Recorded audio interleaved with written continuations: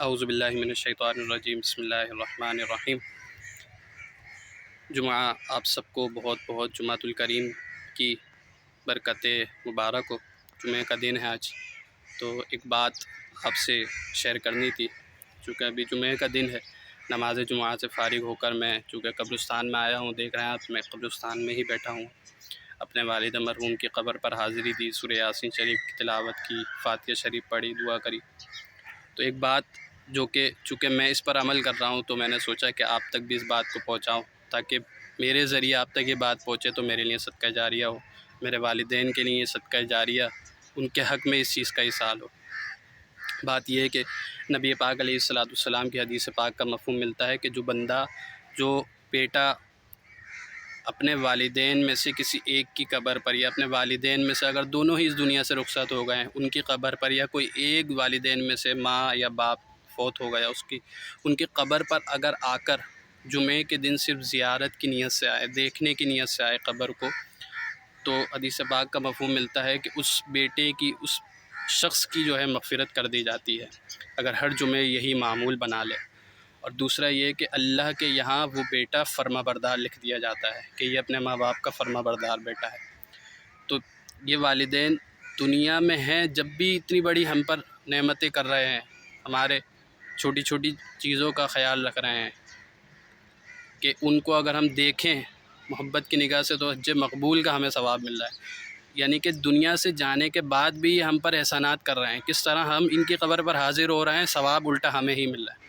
ان کے لیے تو ہم پڑھ رہے ہیں، مگر ہمارے لیے کیا مل رہا ہے کہ جمعے کے دن اگر ہم حاضر ہو رہے ہیں ان کی قبر پر، تو ان کی قبر پر حاضر ہونے کی برکت سے اللہ ہمیں ہماری مغفرت فرما دیتا ہے، اور اللہ کے یہاں ہم فرما بردار لکھ دیے جاتے ہیں۔ تو یہ بات تھی، یہ مختصر سی بات، کہ حدیث پاک کا مفہوم اس طرح سے ملتا ہے۔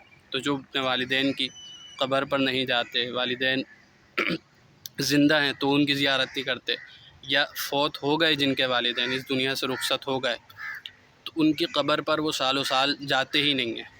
تو ایسا نہیں کرنا چاہیے، بلکہ جمعے کے دن اپنا معمول بنا لیجئے کہ جمعے کی نماز کے بعد، یا جب آسانی ہو، مغرب سے پہلے تک، صبح کے وقت آپ کے پاس ٹائم ہے، صبح کے وقت، دوپہر کے وقت، جس ٹائم بھی آسانی ہو، روز جمعہ آپ نے اپنے والدین میں سے کسی ایک کی قبر پر، یا والدین میں سے دونوں اس دنیا سے رخصت ہو گئے تو دونوں کی قبر پر حاضر ہوں، اور حاضر ہو کر سورہ یاسین شریف کی تلاوت کریں، فاتحہ شریف پڑھیں۔ روایتوں میں الفاظ ملتے ہیں کہ جو بندہ 3 مرتبہ سورہ اخلاص پڑھتا ہے، پورے قرآن کریم پڑھنے کا اس سے ثواب ملتا ہے۔ 3 مرتبہ سورہ اخلاص پڑھیں، اپنے والدین کو اس کا اصال کریں۔ تو یہ چھوٹی چھوٹی نیکیاں ہیں جو ہمیں کرتے رہنا چاہیے۔ اور سب سے اہم بات، جس بات کی طرف اشارہ دلانا مقصود ہے، وہ یہی کہ والدین ہمارے لیے حیات ہیں تب بھی بہت بڑی نعمت ہے، اور اس دنیا سے چلے گئے تب بھی بہت بڑی نعمت ہے۔ یہ نہیں وہ چلے گئے تو ہمارا ان سے واسطہ ختم ہو گیا، اب وہ ہمارے لیے کچھ نہیں کر سکتے، نہیں، وہ ہمارے لیے ابھی بھی قبر میں رہ کر بھی ہمارے لیے بہت سے کام کر رہے ہیں۔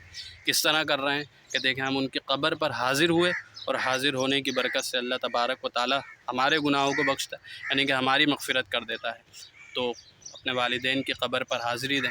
میں بھی اپنے والد صاحب کی قبر پر آیا ہوں، میں ان کی قبر کی بھی آپ کو زیارت کرا دوں۔ میرے والد مرحوم کی جو ابھی تقریباً 1 مہینہ قبل میرے والد مرحوم کی وفات ہوئی ہے، تو آپ سب سے التجا ہے کہ ان کے لیے بالخصوص اپنی دعاؤں میں یاد رکھیں۔